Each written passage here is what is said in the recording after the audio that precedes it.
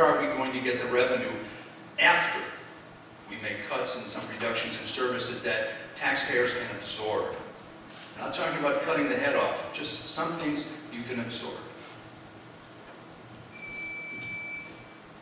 Personally, I like the idea of a tax freeze.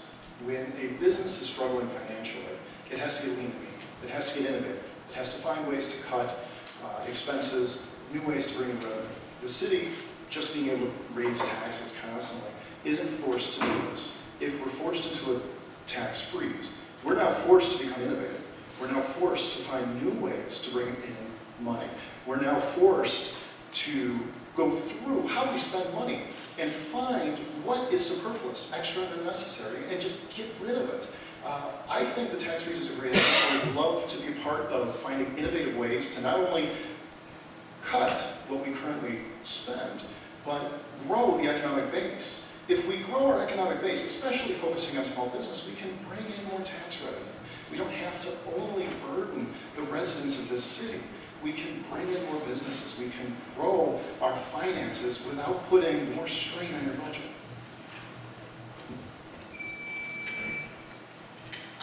Taxes are a very complicated issue on the local, state, and national level. You may know that in, for example, the state of Indiana, property taxes are frozen at $1,000 per year. And other ones, they're at a very small percentage of what the property is worth. It is really partly a state issue and partly a city and local government issue. I think it wouldn't be, for us as a home rule community, that difficult, because as a home rule community, as you know, we can tax other services such as electricity or phone, etc.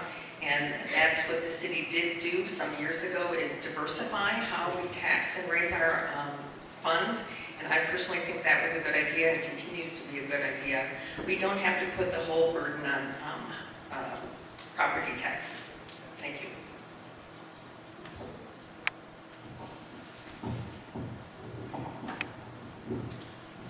It is tough for either a business or a municipality in the state of Illinois because it's tough to do forecasting when you don't know what Springfield's going to do. Any business wants to be able to forecast out a budget so that they can have a business plan to operate under. And in the state of Illinois, communities are having a problem doing that also. But inside the bill that is being proposed, there is some relief. As the income tax goes up, there would be a greater share of that income tax, because tax being higher, more money coming to the city of Elgin in that regards. There's also potential savings from workers' compensation reform that's also tied into that bill. There is, though, a big variable out there that I don't think anyone knows how to deal with, and that's what's going to be the cost of health insurance for employees next year.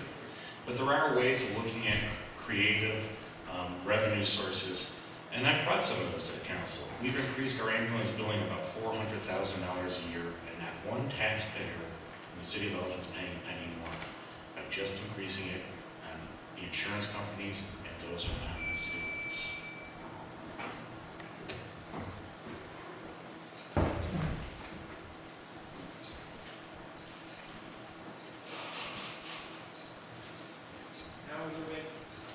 Now we move into the next portion of the program with the candidates' questions for each other. Mr. Gavin will ask the first question, and then we will proceed down the line after that. Thank you. Thank you, Bill.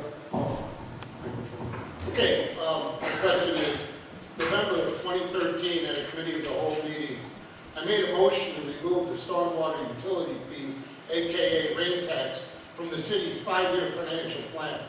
Question to incumbents, how and why did you vote on that issue? To the challengers, I ask you, please tell us how you would have voted on a stormwater utility tax / rain tax.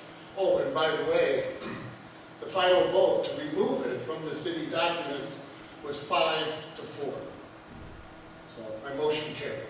Thank you.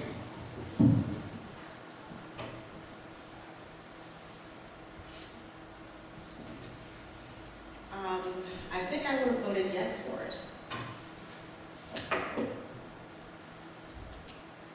That was the biggest issue in the 2013 election, the grain tax. I'll never forget one of the forums where two of the candidates outright denied there was a rain tax, although we had voted on it 4 times. I voted no. I will never, ever consider charging a tax on people based on the amount of rain or water that hits their property on an average or especially for a business. That's how I voted, and that's why.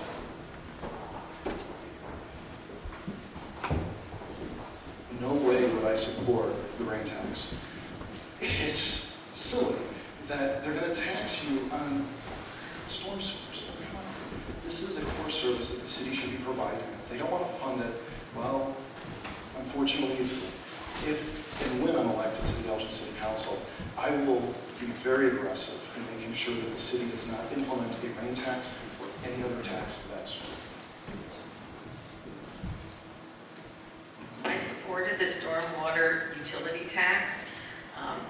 I think 4 years ago was brought up as a divisive issue, as it's being brought up tonight as a divisive issue. This was really to fund mandates that are provided for us by state and national level, and that we have to pay for this some way.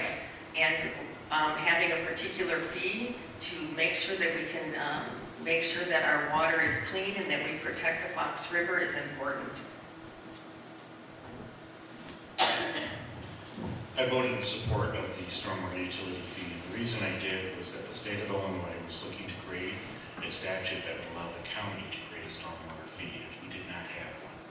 And if the county created a stormwater fee, there's one thing I could guarantee, that Batavia, St. Charles, and Geneva would have the best stormwater system and be paid for by the citizens of Aurora and Elgin. That is what I did. Springfield does all sorts of things to try being divisive among councils and communities, and this was one of the biggest things I think they were doing at the time. I think that in general, we tax people too much. When we need to find some money to pay for something, we tax people. When we need to find some money to cover for something, even if it was a mistake, we tax people. We need to stop going and relying on other people's tax dollars and finding ways to keep on taxing them. Now, I wasn't privy to all the information that went into making this decision on the rain tax, but know this, if and when it comes time to tax people, it's going to be something that I'm going to think about very deeply and get all the information when making a decision.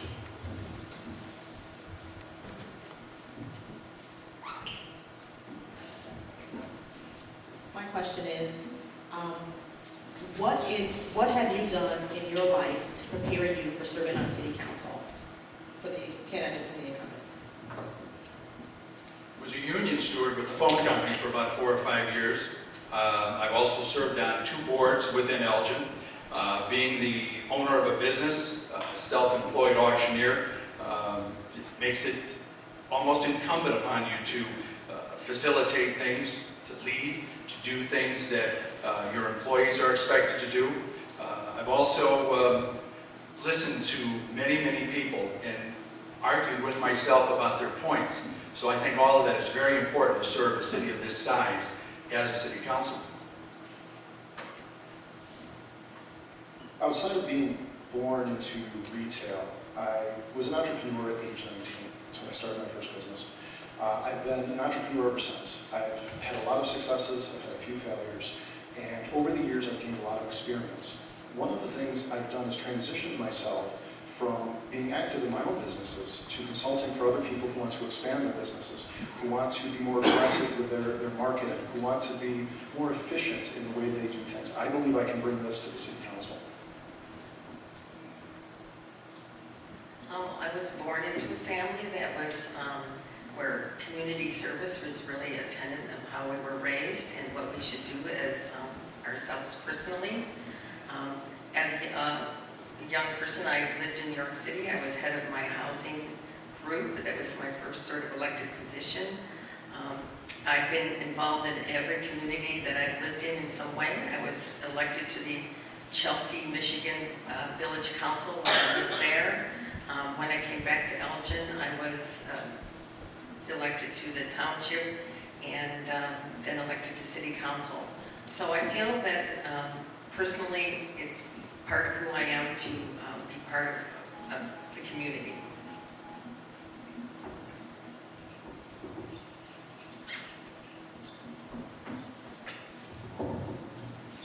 If you take a look at my website, you'll see my career in the bio. I started out in the military. I have a career of service for 35 years to our citizens, both in Elgin and our country. I retired as a Chief Master Sergeant at the Air Force Command, working for the Office of Command Surgeon, where I was in charge of a training platform for about 5,000 medics.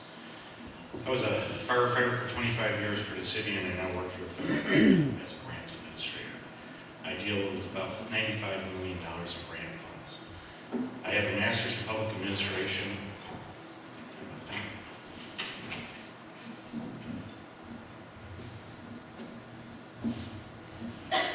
First and foremost, I'm a community servant. I have a bachelor's degree in business management and a master's degree in public administration with a concentration of government. I currently serve as a commissioner with cities planning and zoning. I'm board president-elect of one of our city's largest healthcare chains, which is Greater Elgin Family Care Center.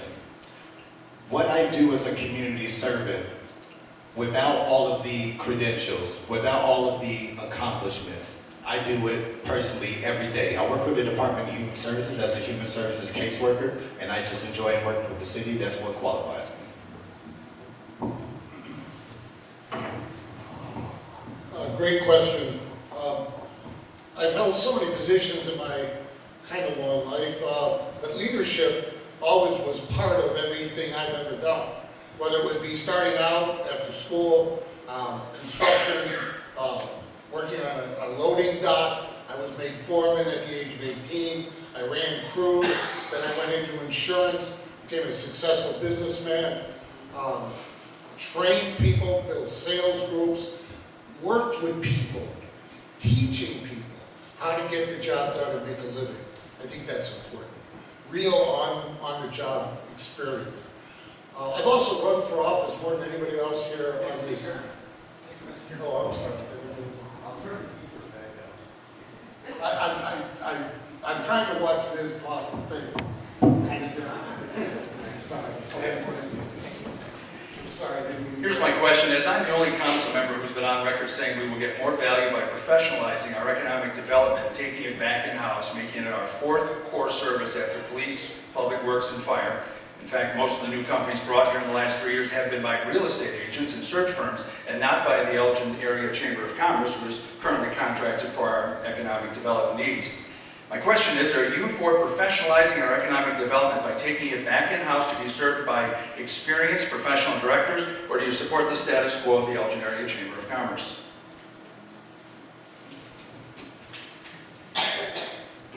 Whatever we do, we have to have a results-oriented approach. Right now, I'm not seeing the results. So at this point, I don't believe the Elgin Chamber of Commerce is serving us well. Because of that, we need to consider seriously bringing it in-house, unless we can find another group to outsource this development to. So far, I don't see another group, which means in-house is the only alternative we have. We need strong economic development for the city to be what it once was.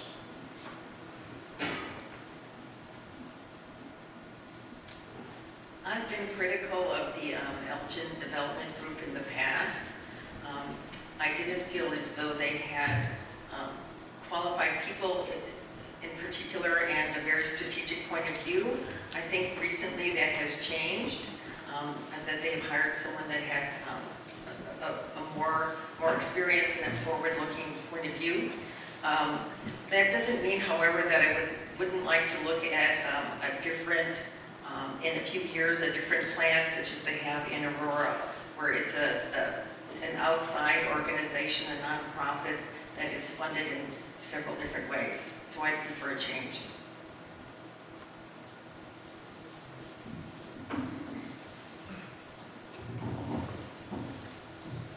I would be, the first year that the chamber received the contract, I voted against the chamber because the chamber did not have any deliverables in that contract. The contract now has 40 deliverables that they have to provide to the city and that they are judged on. But I would be willing to take a look at bringing in an outside consultant to do some work also. I think that there is some value to that. Bringing someone back into city staff, I've would not be supportive of because there'd be huge legacy costs for the city of pension, healthcare. That would not be money well spent.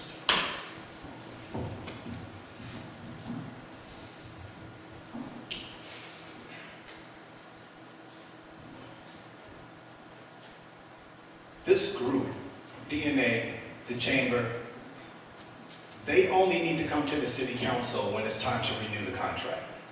Other than that, we rarely see them. They don't have to answer to us. There should be metrics in place that they have to answer to. So instead of us not seeing them for 2-3 years at a time, we need to have check-in points with them so that we can check in to see exactly where they're at and see if they're accomplishing the goals and the tasks that we agreed upon. 30 seconds, it's going to be tough. Results count. Results are, we're one of 4 communities that have grown in the last 2 to 4 years. Tens of millions of dollars of economic development, commercial development has come into our city. The IDS numbers, the Illinois Department of Employment Security, 2,000 jobs added to Elgin alone in the last 11 months. There is no denying that the chamber is earning the contract